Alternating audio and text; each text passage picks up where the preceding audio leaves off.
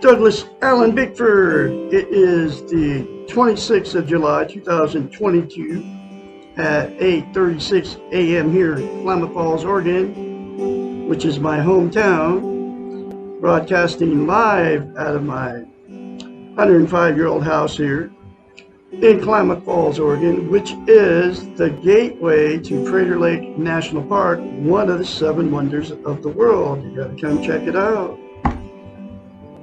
I am on Facebook Live and YouTube for well over a year now.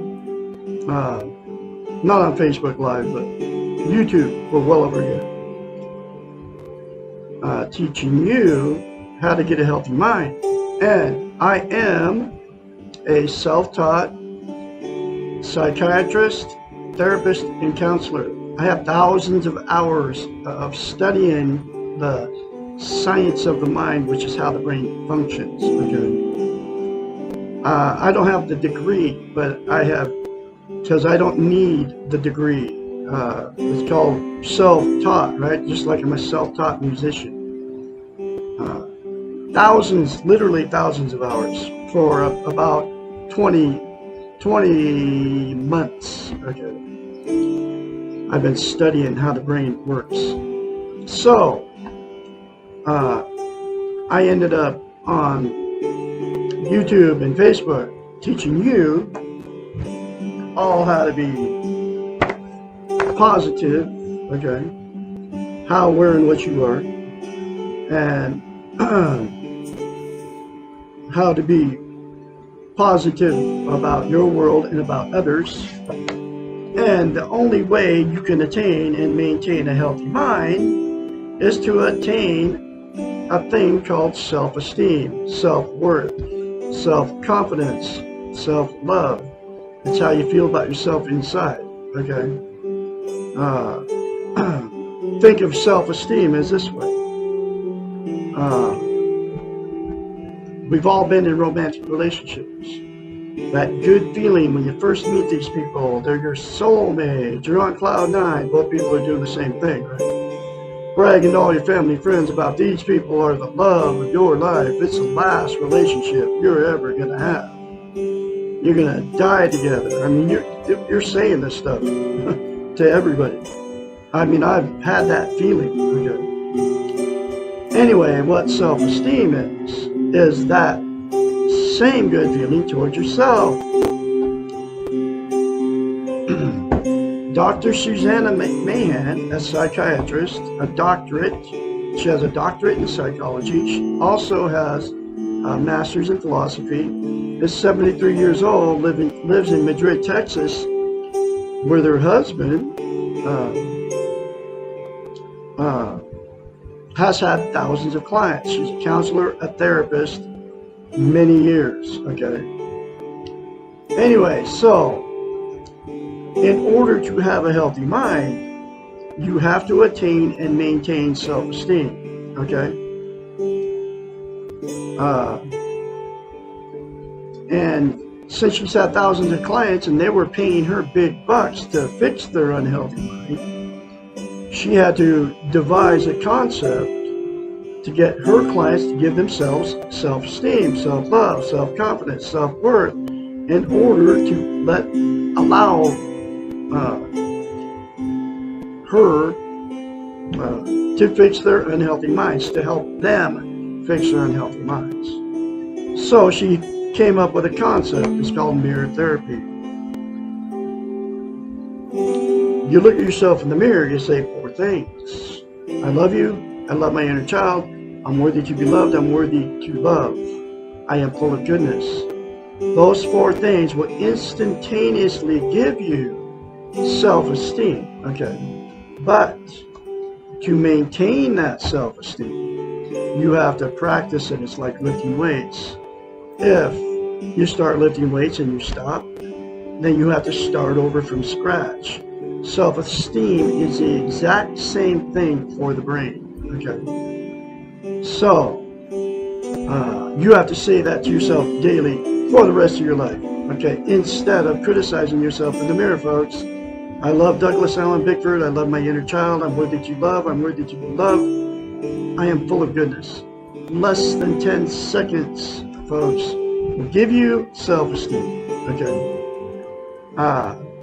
And the reason mirror therapy is so powerful and why she came up with it and why I'm doing it, telling you to do it, is because we cannot lie to ourselves in the mirror. It's a psychological event that happens in your brain. Okay? You can very easily get in front of the mirror when you're shaving or whatever, as a man or a woman, put your makeup on, right? We're all in front of the mirror and you can very easily criticize yourself. That's because that's how you feel about yourself. We can't say good things about ourselves in the mirror because we can't lie to ourselves in the mirror.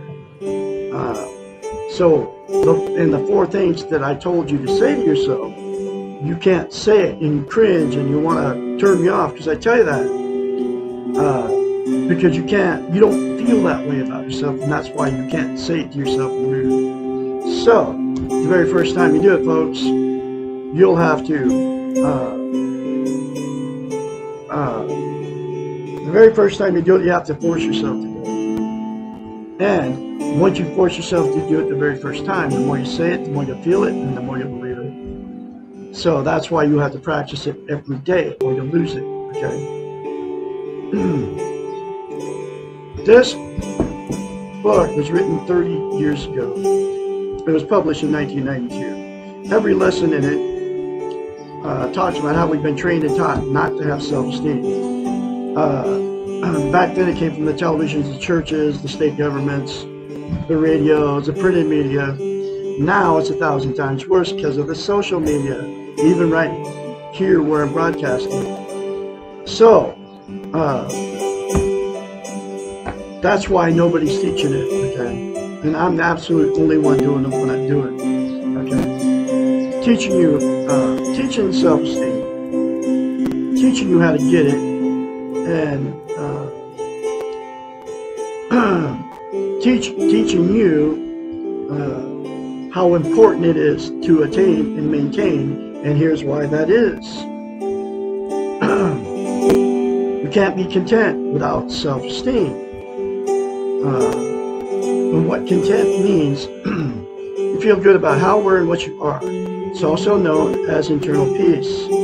There are 11 things that people are using to try to be content. And they are all the social media, including Facebook, YouTube, Instagram, TikTok, drugs, alcohol, sex, food, gambling, television, religion, another person, material possessions, or money. Those 11 things are all known as externals. They're outside of yourself. They will make you feel content, good, temporarily, but that good feeling always goes away. There's absolutely only one thing that's going to give you internal peace and make you content permanently, and that's to attain and maintain self-esteem. Okay? The next reason that it's so vital as a human being to attain and maintain self-esteem is you can't love or be loved without it. So what happens is we will attract somebody just like us. If you don't have self-esteem, you'll attract somebody without it. If you have self-esteem, you'll attract somebody with it. Okay? And the two that get involved with no self-esteem, right? After the good feeling goes away when you move in together and you get married and all that stuff and have kids, and that good feeling goes away, then the relationship turns toxic, right? The fights and the arguments start, name calling, drug and alcohol use, getting in the car, going down the road telling, I got to get away from the maniac, and then you go back and you apologize, and both people are telling their friends about how terrible these people are to you and all their family. And then you get therapy and all that, and apologize. Nothing ever works to fix it without self-esteem. Two involved without self-esteem. So the ultimate thing that happens because of it, you'll split up or divorce. And then the same two people will go jump back in another relationship without self-esteem, and the exact same thing will happen. The only way to have a healthy relationship is to attain and maintain self-esteem before you ever get in a relationship. Otherwise, you'll just keep relationship jumping. That's why I've been married 4 times. That's why you've been married more than once. It's also why you've had many failed relationships, just like me. The next thing that'll happen with you that got involved, no self-esteem, the two people that got involved will stay in that relationship forever because they're being codependent on each other. They're afraid to leave. They can't be alone. They don't want to be an embarrassment to all their family and friends. They have nowhere to go. Okay, they just can't leave. They're embarrassed, right? So they'll take the abuse, and then the two that stayed in that terrible relationship forever, and there's a lot of people doing that too.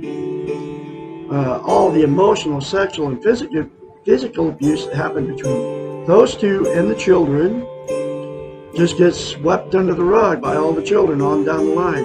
And then at that point, it becomes a dysfunctional family, and then dysfunctional families produce more dysfunctional families down the line, and the cycle continues.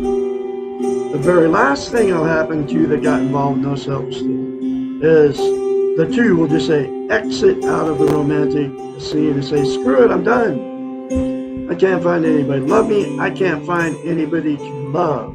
So I'm just going to be alone the rest of my life. But the people that are alone like that will be just as miserable alone as they were in the relationship, because you can't attain internal peace, be content without self-esteem. And then they'll use the 11 things to try to be content, be happy. And like I said, it's all a temporary fix. So the solution to the problem is all parties involved in all these different relationships, to the tune of billions of people, say 4 things to themselves in the mirror daily without fail. You can get a hold of me and I will counsel you, individual therapy sessions at an hour a week for 4 times a month. So 4 times 4 hours a month. And I can encourage you and help you attain and maintain self-esteem and get healthy-minded. And then all parties involved, get this book, read this for yourself, and do the other many concepts in this book, like I am going to go through with you when you call me. But the very first assignment you're going to have for a week, the very first phone call to me, is you're going to have to say 4 things to yourself in the mirror daily, okay? And then you'll understand when we start reading this book. And you're going to have to get very, very honest with yourself and with me as your therapist. Otherwise, it's not going to do any good. So anyway, that's what goes on, okay, in relationships without self-esteem. So I'm going through another lesson from Dr. Susanna McMahon, and here is that next lesson.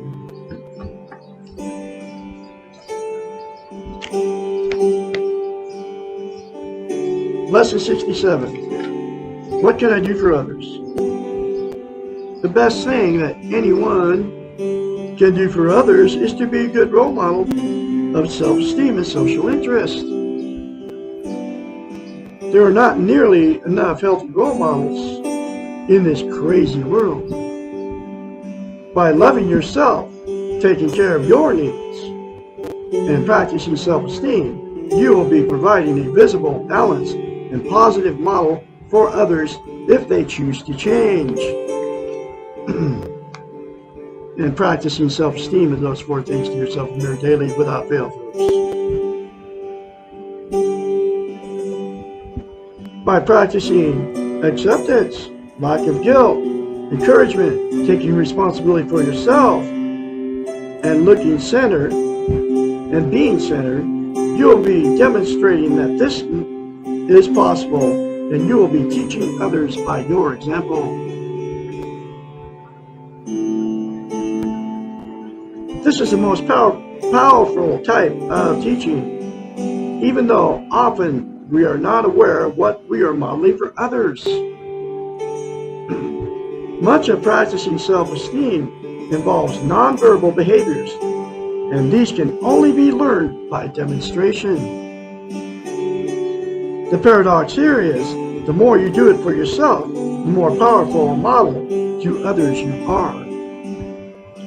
The old saying, practice what you preach, is relevant here, but in this example, you do not need to preach, just practicing is enough. If you can accept yourself and stop trying to be perfect, then you can accept others with their imperfections. This acceptance is very powerful and allows others to begin to accept themselves. If you can forgive yourself for your mistakes and learn from them, others around you will perceive that there is a choice in how they treat their own mistakes. They may not choose to learn from you, but they will not be able to use the old justification, everybody else is trying to be perfect. When you let go of guilt and self-punishment, you model the possibility that these are not necessary. Every time that you say no to someone, you're giving them the right to say no to you. If you can say no without guilt,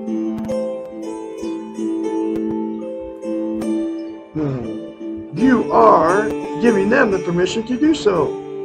By taking care of your own needs, you're allowing others to take care of their needs. When you take risks, others are more apt to take risks, and so it goes. We are affected by those around us. We do respond to encouragement and support, and we do react to the negativity and discouragement in the world. We need a lot more of the positive to counteract the negative. You can be a positive force in your world. One of the most powerful things that we can model for others is unconditional love.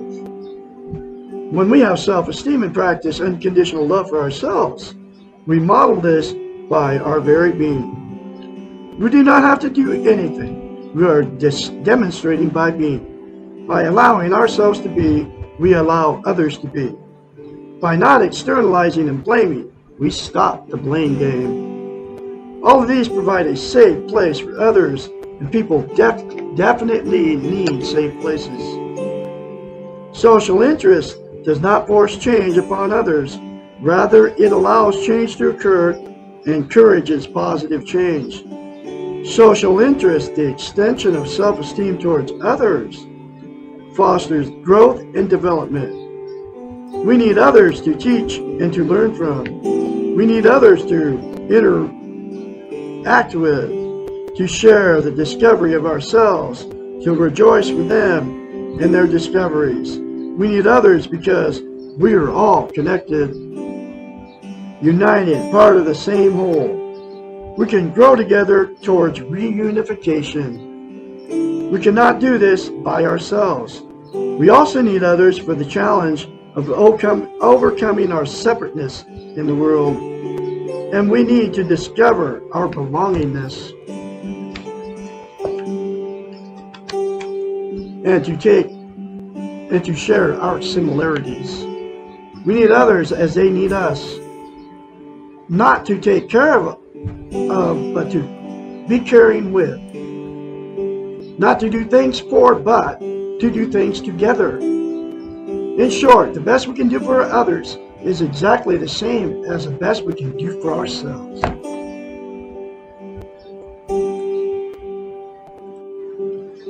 There's another very powerful lesson for you folks. Like I said, say 4 things to yourself in the mirror daily without fail.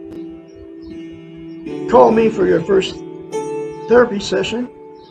Like I said, I'm a self-trained therapist, psychiatrist, and counselor. It's not going to cost you 1 red cent except for your honesty. 458-232-5238. Call me anytime. I usually answer my phone. It's not weak to ask for help, folks. It's actually human to ask for help. Anyway, so I'm going to have another lesson for you tomorrow, which will be what is wrong with putting others first. Y'all have a great Tuesday out there, and I'll be talking to you tomorrow.